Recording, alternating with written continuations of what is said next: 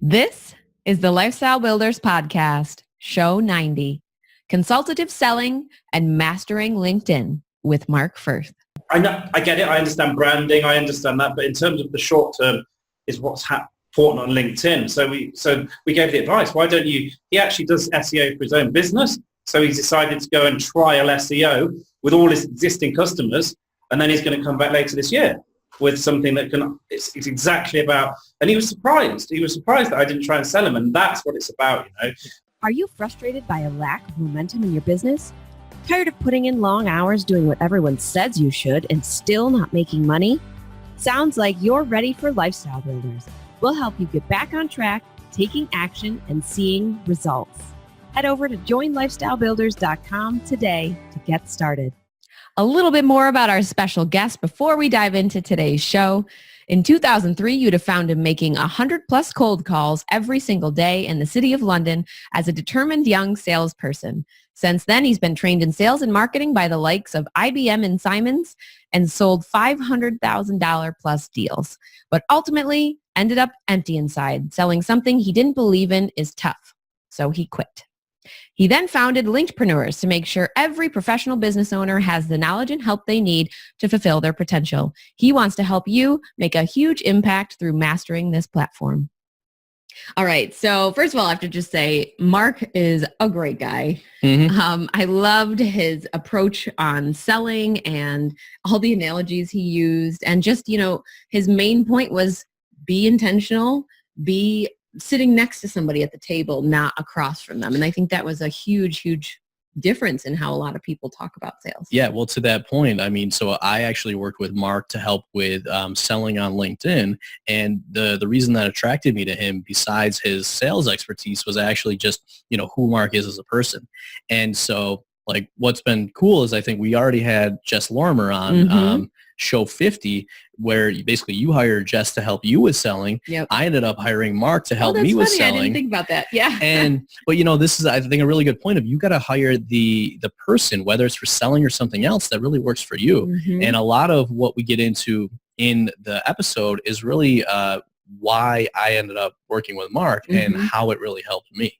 Yeah, I didn't even, that's such good symmetry. Now we've had both of our quote unquote sales mentors on the show. That's awesome. Yeah. And so I think what's going to be cool with this is, if you're thinking about utilizing LinkedIn, we talk a lot about that. But even if you're not utilizing LinkedIn, we talk about just the sales process in general. Yep. And getting into this thing called consultative selling that is really what we use and, can benefit you guys as the listeners. Yeah. So with that, we will let you guys jump in and enjoy.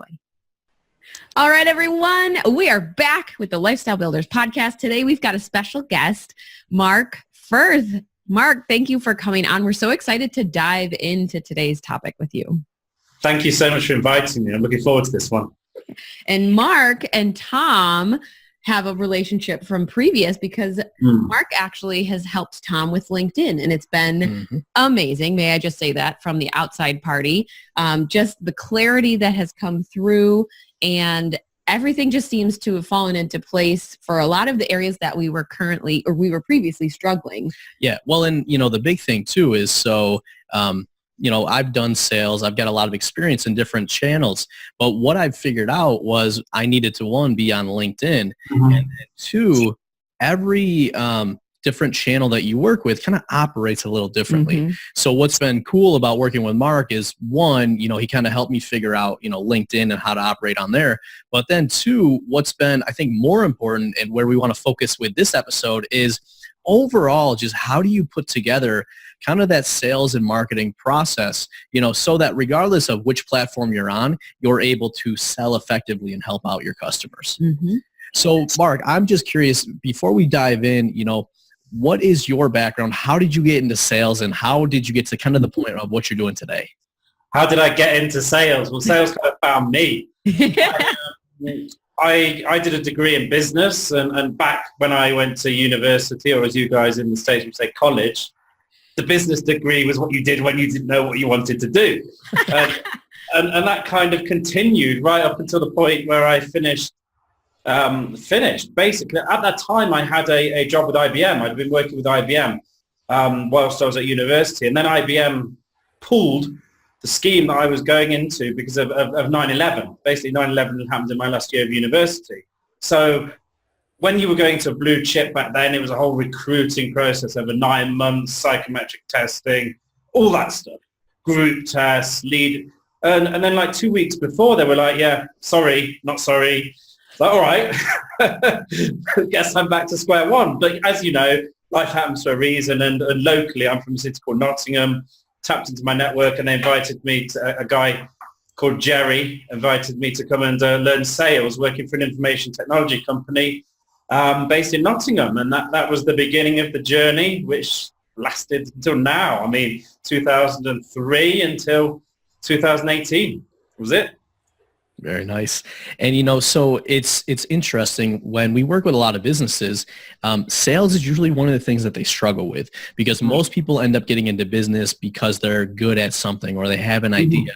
And they're really good at making and delivering the thing they do, but they struggle to kind of get the right people in and then ultimately convince them that this is the right solution for them.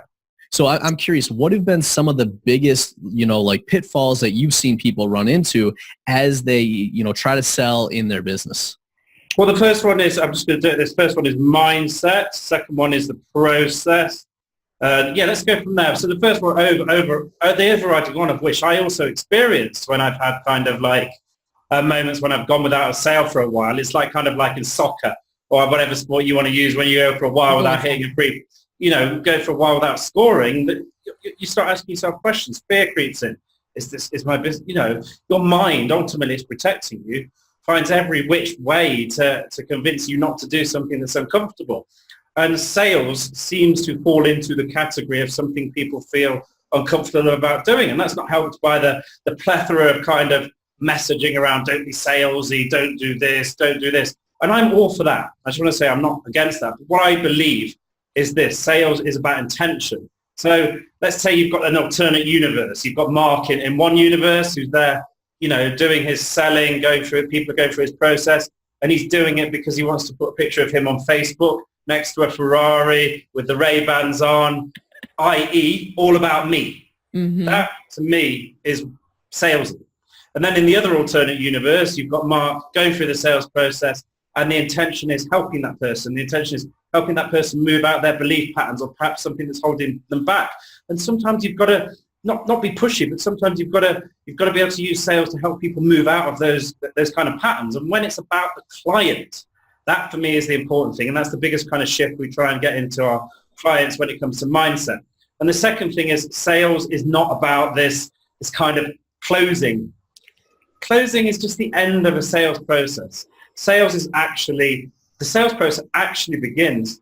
Sales and marketing, for me, there's a huge overlap, because it begins the moment you engage with them on a LinkedIn message, on Facebook, on your profile, through your podcast. It's then an entire journey through to a sales call.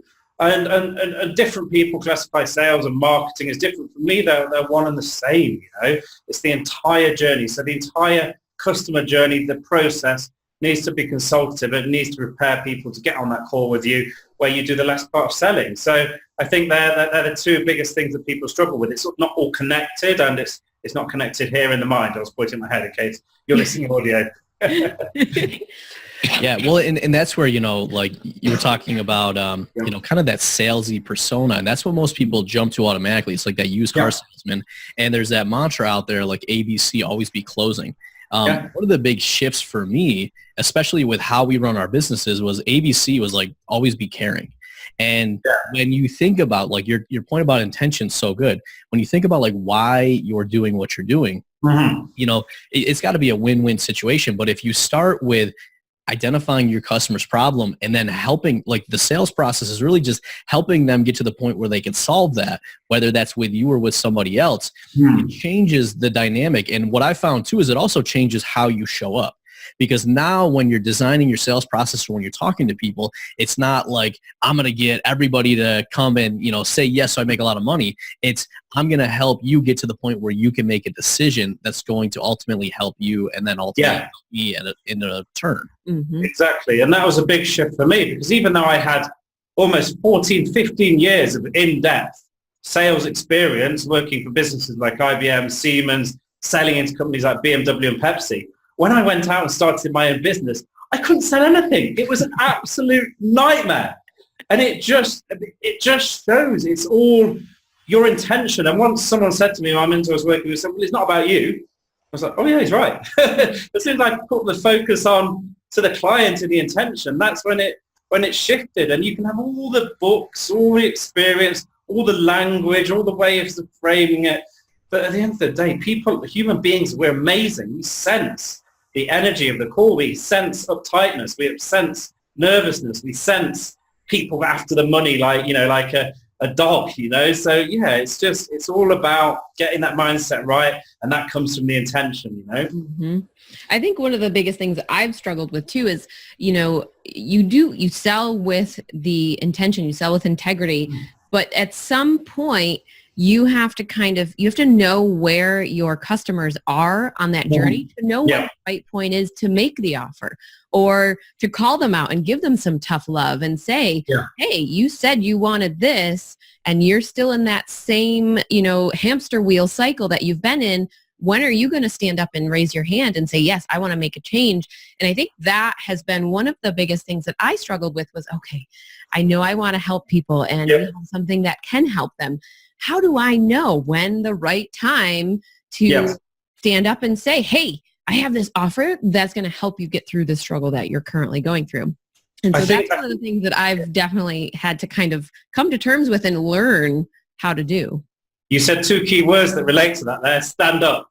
I'm standing up at a desk here, and I actually reinvested in all my desk infrastructure just so I can stand up on sales calls, because it's not directly about standing up, but I wanted to kind of continue with it. It's about the energy. Giving tough love is a fundamental tenet of my sales process, and Tom knows my sales program, or my LinkedIn program rather. And it's all about how it's delivered and with the energy it's delivered. And I find it so much easier when I'm stood up, animated with my hands like this, moving them around. And it's just the way it's said. And at the time it's said that to deliver that tough love, because if you say, well, I don't think, it's just doesn't go work. So it's interesting you said that. Yeah. I believe energy flows through you when you're stood up.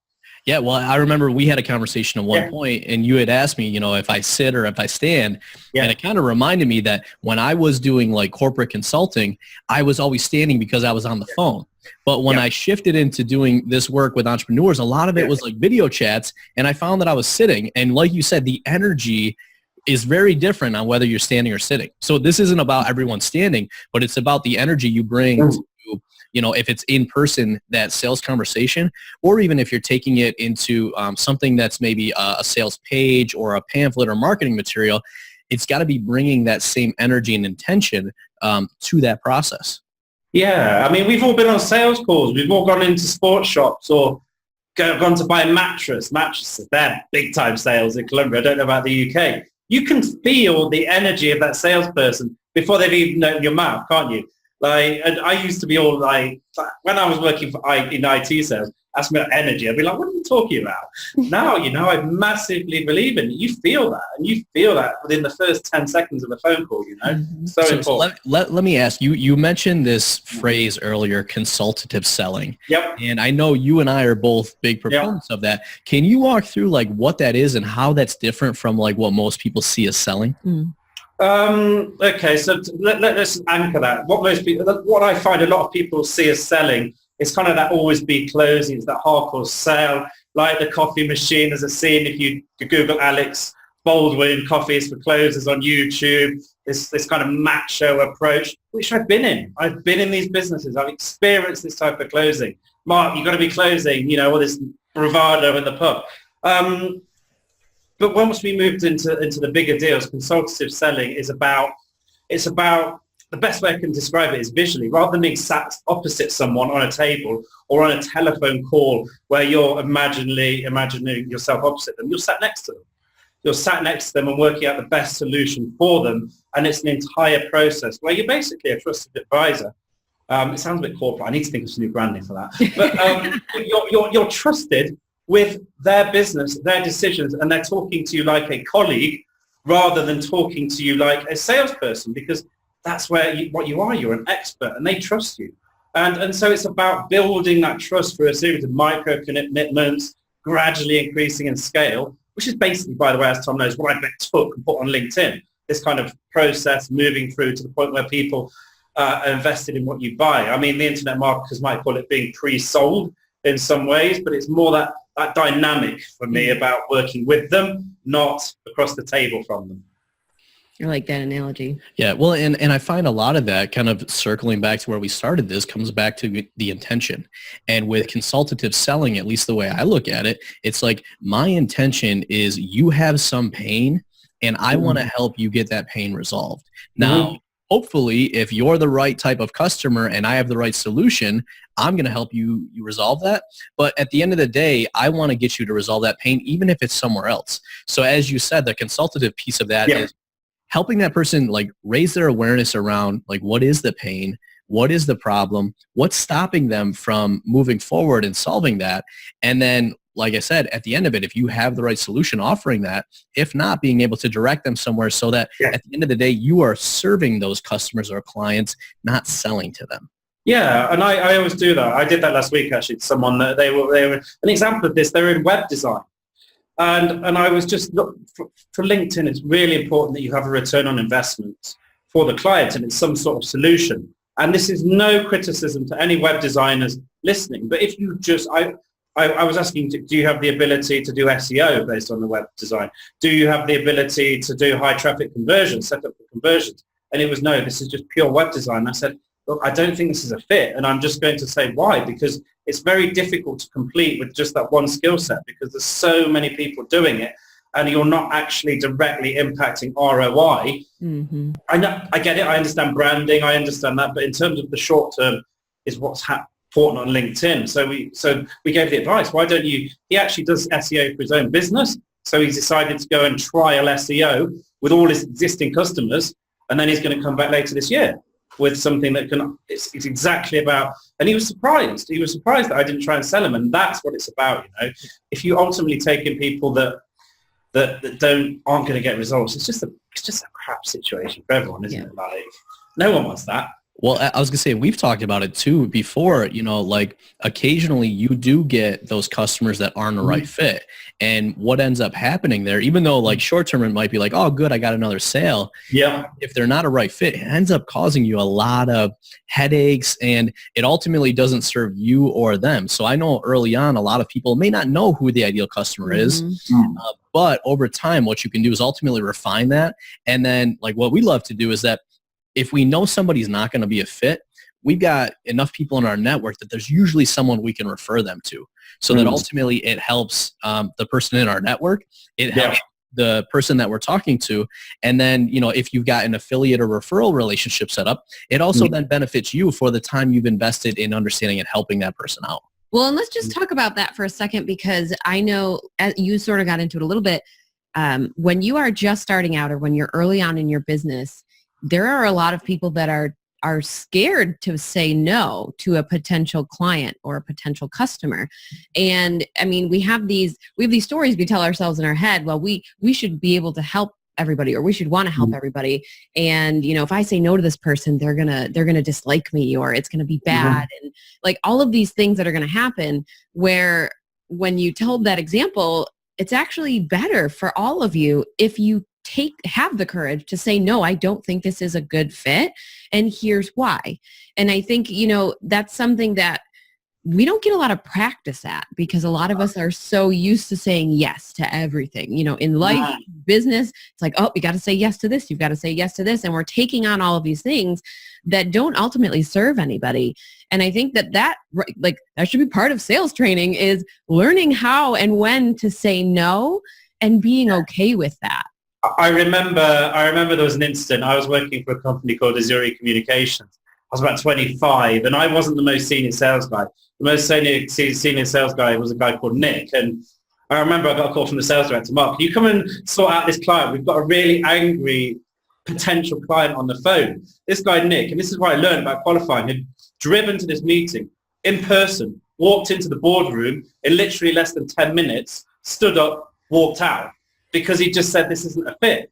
We are not going to put our time, because the guys have basically told them there'll be 3 quotes. We was part of a process in which they were looking at our company along other sides.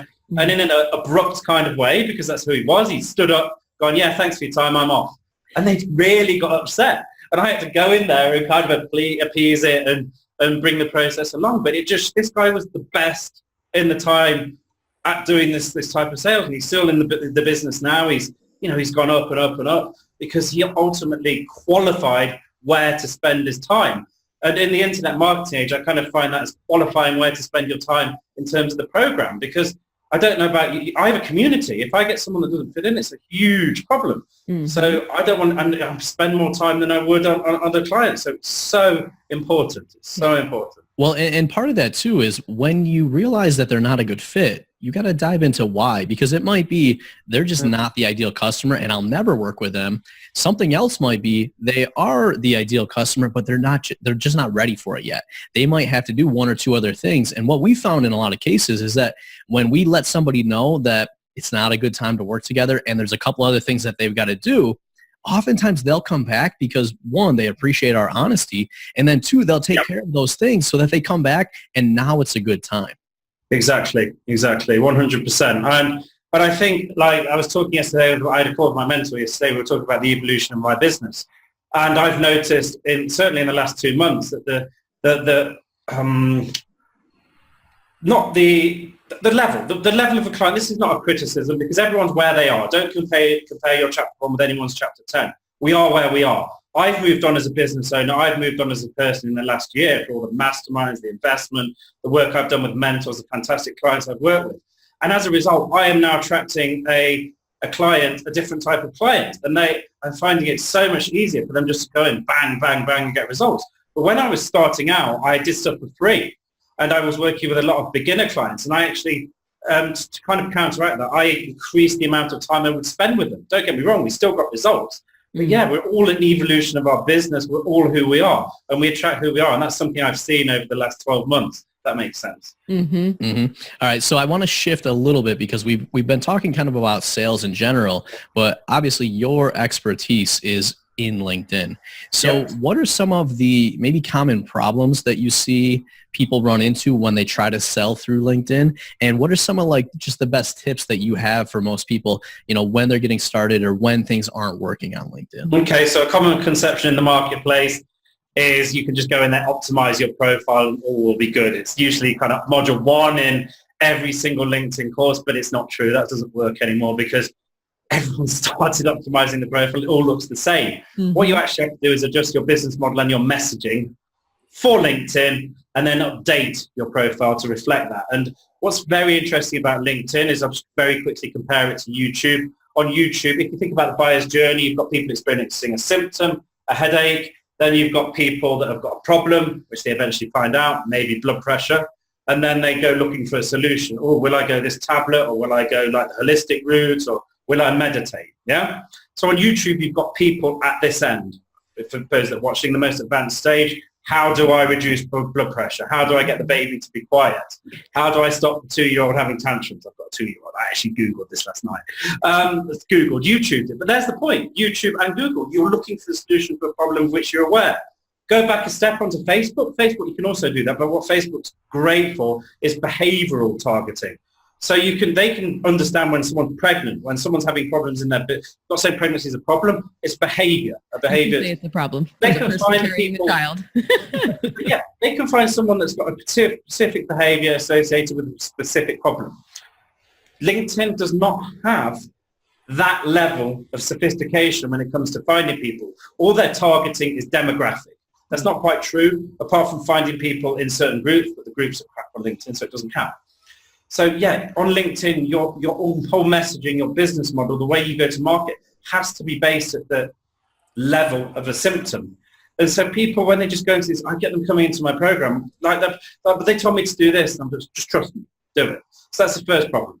The second problem is looking at LinkedIn as a lead generation platform, because there's so many LinkedIn experts these days, because it's very true. It's very easy to get leads on LinkedIn. What is a lot more difficult is to turn them into paying clients. And that involves the entire process we spoke about earlier in terms of consultative selling. So it's important to go on the platform, start with the end in mind, Stephen Covey, of clients, not leads. Do not fall for someone that's just selling you the dream in terms of X number of leads. You want a process to get them clients. And thirdly, it's just about please make sure if you are listening to this and you're thinking of going on LinkedIn, do not sign up for an online course. I mean, I'd rather you spoke to me, even if you don't become a client. Let me at least check your market is on there, and not only that, your market is active. Because we all know people that got a LinkedIn account and then like they left it. So they will show up in a search. They're on LinkedIn. Like dentists, there's hundreds of thousands of dentists, but the amount that are active on that platform is virtually nothing. So I always let out a massive sigh when I see people going and saying, go and get dentists on LinkedIn. And I say, well, yeah, they're active. Well, I got one client. Yes, you'll probably get one client. Everything works, but what we're interested in is how often it works and for what period of time, i.e. can you build a sustainable business on that platform? And just as an example, dentists are not one of those niches, where you can build a sustainable growth in terms of getting prospects and paying clients, because they're just not active on the platform. So just reach out to them. My details will be at the end. Like, I'll have a 5-minute chat. I'll tell you in 5 minutes if it's worth even bothering. Sometimes it's frustrating for me because I get clients, they're amazing people, and we run the searches, and I'm just like, look, I just can't do it. I can't promise you get results. And look, I mean, go on there. I can give you maybe a couple of calls and we can do some strategy, but long term, it's not a goer. So yeah, do those 3 things. I like it. Yeah. Well, and you know, what I loved about what you said there is the whole process of selling is first identifying where your people are, right? If you're targeting a certain group of people and they're not on LinkedIn, none of the rest of the stuff is going to help really afterwards. It's the same thing if you're targeting Pinterest or offline, wherever it is, the first step is, are they there? Yeah. Then from there, what I've found as well is that buyer's journey, what point they're at, and then what they need at that point is the next key. And what most people do is they treat, as you said, they treat YouTube, where someone's usually farther along because they're aware of the problem, looking at the solution, the same as they might treat LinkedIn, where, like you said, they're earlier on. So oftentimes, and part of the reason that you reached out and we worked together was I had known how to do that from different platforms, but I hadn't necessarily developed what that looked like on LinkedIn.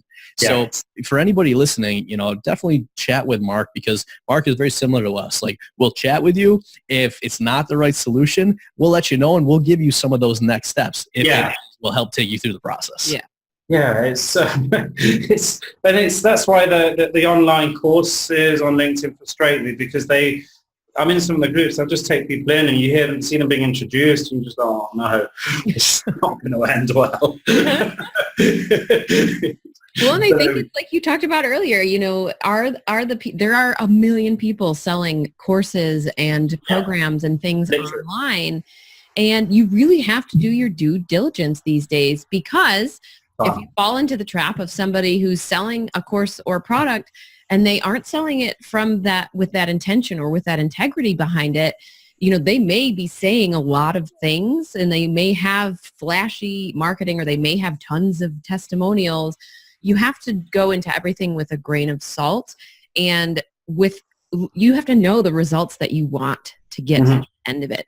And I think a lot of us are so quickly, and we want that easy button. We want, everyone's getting clients on LinkedIn, so I'm going to jump on LinkedIn and I'm going to get clients, and you have to know your business well, you have to know yourself well, and you have to know your customers well, so that you aren't just assuming this platform or that platform or this course or that program is the easy button to get you what you're looking for in your business. There's no such thing as the easy button, and I don't need to say anymore. It doesn't exist. And like you said, all these people posting they're getting clients on LinkedIn. Again, it's very easy to get, when it's sustainable, when it's consistent, when it's taking place over 3 months. That's something that works. 3 months or more. When you get lucky once, that's not.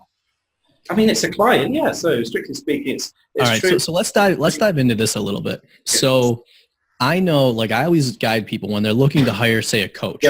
I always guide them through kind of, you know, some of the things they should be looking at. Like Ariana said, what are the end results you're looking for? What's the specific problem that you're running into that you're looking for a result for? Who's the type of person or type of program that you're going to work with that will work well for you? So that way, like, for example, when people go to hire me, we gel. I can get them the end result they're looking for, and I can solve that pain. what should people be looking for if they're looking for, let's say, somebody to help them with sales or somebody to help them with LinkedIn? What are some of the signs that this is a person or program you want to work with versus one that maybe you should avoid?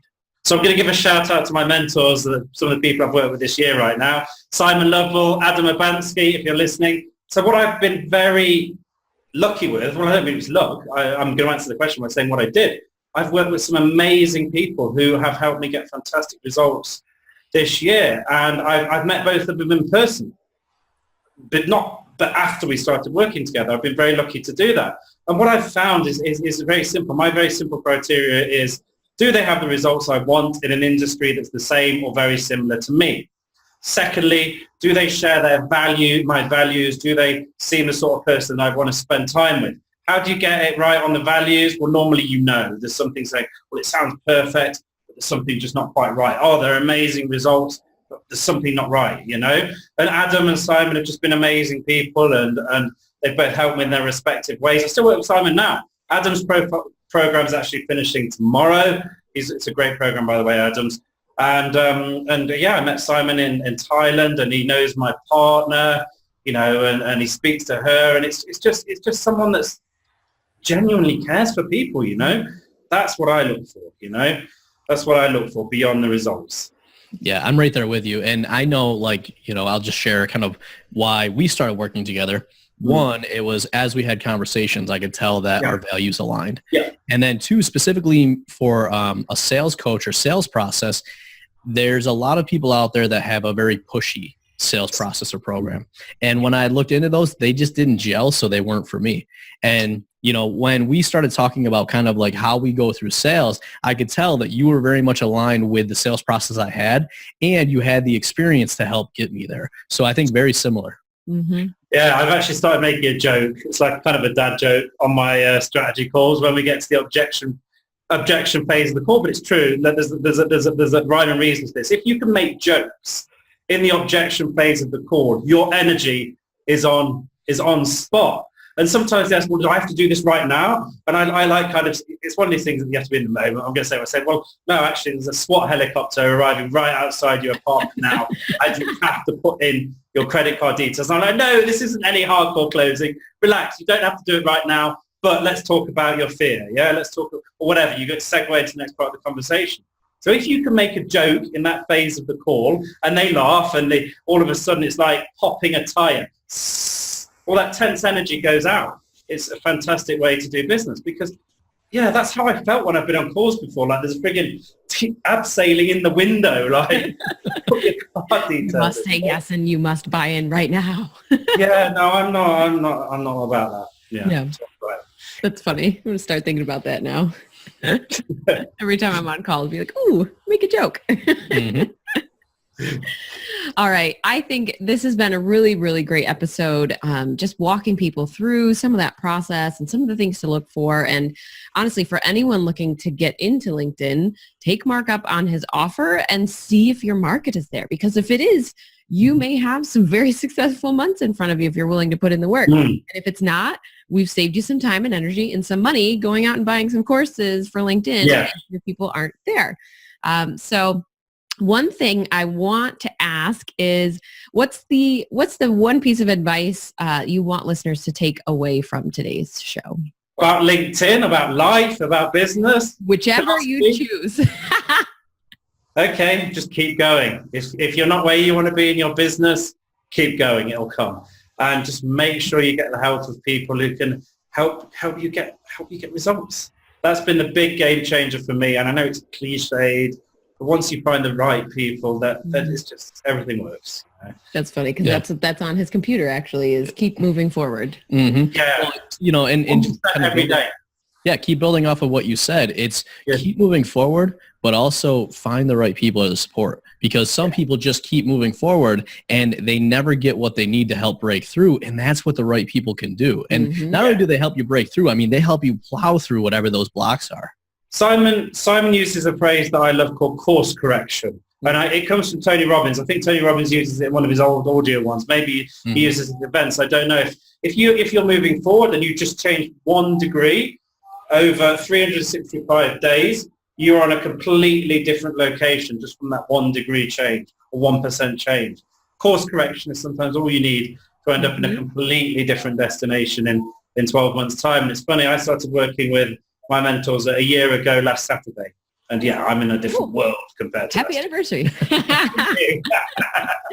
And then, of course, where is the best place for people to come and find you and reach out to you if they want? Okay, my website, markfirthonline.com. Facebook, there'll be notes in this episode, or just find Mark Firth. I think it's Mark Firth Online there too. And of course, LinkedIn. Awesome. And we will make sure to get all of those links in the show notes, which you can find at tomandariana.com/90. All right, you guys, it's been another great episode with Tom and Ariana, your hosts and lifestyle builders. And we want to extend a huge thank you to you, Mark, for coming on and sharing all of your amazing sales wisdom and funny stories and everything. Thank you so much. Thank you. All right. And for everyone listening, I want you guys to remember, as always, it's your life, your business, your way. We'll see you next time. Bye. Hey, we hope you enjoyed this episode. If you know another entrepreneur who may benefit from hearing this show, we would so appreciate you being a good friend and sharing it with them. Are you dreaming of a life of financial freedom and more time to spend with your loved ones? Want to build your business to support that dream? You need Lifestyle Builders, a mentorship program designed to meet you where you are and give you strategic and custom guidance so you can build the business you need for the life you crave. Become a lifestyle builder at joinlifestylebuilders.com. Are you a Lifestyle Builders podcast fan? We'd love to hear from you. Head on over to tomandariana.com/iTunes and leave us a review.